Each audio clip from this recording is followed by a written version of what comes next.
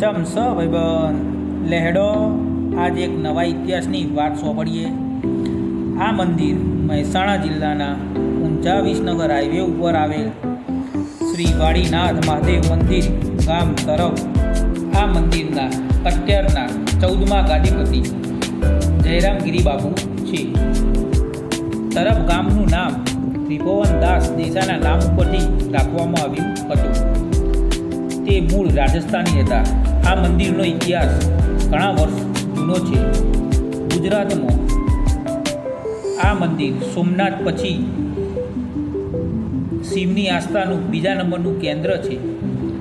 આ મંદિરના પ્રથમ મહંત વિરમગીરી મહારાજ હતા।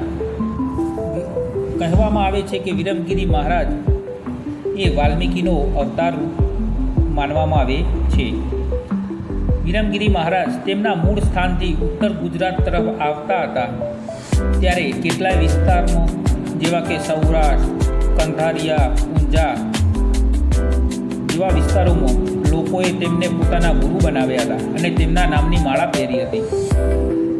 વિરમગીરી બાપુ પદયાત્રા કરતાં કરતાં ઊંઝાથી વિસનગર હાઈવે ઉપર થોડાક આગળ આવે છે અને તેમને ત્યાં થાક લાગે છે અને તે ત્યાં વિરામ કરવાનું વિચારે છે અને ત્યાં રાયણના ઘટાદાર સોયડામાં આરામ કરવા રોકાય છે અને ત્યાં તે તપ કરવા માટે ધ્યાનમાં બેસી જાય છે અને ત્યાં એક ત્રિભુવનદાસ નામના દેસાઈ રહેતા હતા અને તે પોતાના કુળદેવી ચામુંડમાના દર્શન કરવા મારવાડ ચાલતા જતા હતા। તે સમયની સાથે સાથે વયોવૃદ્ધ થયા અને પોતાનું શરીર પદયાત્રામાં ચાલવા માટે સક્ષમ નહોતું। તેથી તેમને મનોમન મા ચામુંડને યાદ કરીને કહ્યું, હે મા ચામુંડ, આ વખતે પદયાત્રામાં ચાલીને આવું છું, પરંતુ હવે એના પછી હું ચાલીને આવી શકું તેમ નથી।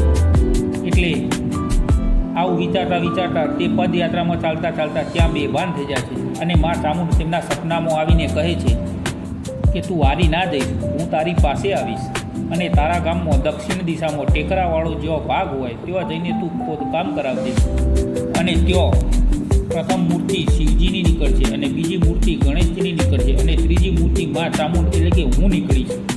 આ વાત સાંભળી ત્રિભુવનદાસ દેસાઈ ભાનમાં આવી જાય છે અને ઘર તરફ પાછા વળે છે।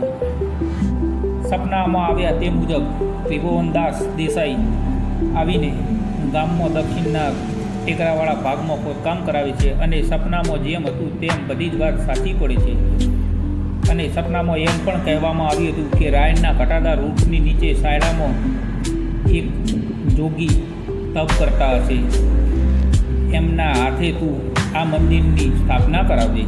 ત્રિભુવનદાસ દેસાઈ આ મૂર્તિઓ રાયણના ઝાડ નીચે મૂકીને ત્યાં સેવા પૂજા કરવાનું ચાલુ કરે છે અને એક દિવસ વિરમગીરી બાપુને જોવે છે અને સપનામાં જે વાત હતી એ સાચી પડે છે અને દેસાઈ વિરમગીરી મહારાજને પોતાના ગુરુ બનાવે છે અને આ પવિત્ર ભૂમિ ઉપર 10 નામી અખાડાની સ્થાપના કરવામાં આવે છે અને ત્યાં વિરમગીરી બાપુ જીવન સમાધિ લે છે અને તેમના પછી આ ગાદી ઉપર પ્રેમજીગીરી મહારાજ બેસાડવામાં આવે છે અને અત્યાર હાલના ગુરુ 14મા જયરામગીરી બાપુ છે અને આ મંદિરનું નવીન પ્રાણ પ્રતિષ્ઠા કરવામાં આવી ત્યારે ગુજરાતના મુખ્યમંત્રી અને માનનીય શ્રી વડાપ્રધાન અહીંયા હાજર હતા।